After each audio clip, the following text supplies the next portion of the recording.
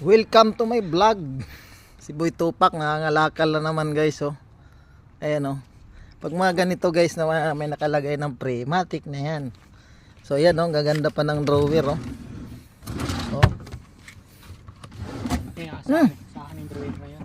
Hindi, kay ano to? Kay Bert. Okay, Bert. Oh, may salamin pa guys, oh. Ito sa amin, gagawin ko sa kwarto. Tabing. Tabing. Oh. So ayan guys, no, ang ganda pa ng counter, oh. Ay, ito pala. May pre. Oh. Yung dati walang pre yun eh. Oh. Kailangan may pre kasi yan, sir.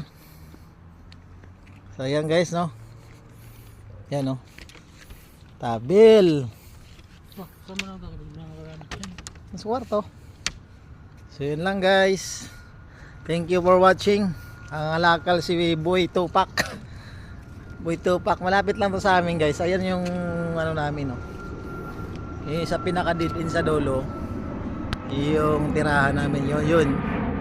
Yung may coaching puti. So andito lang kami sa kapitbahay. Yan lang, thank you for watching. Amping ang lahat.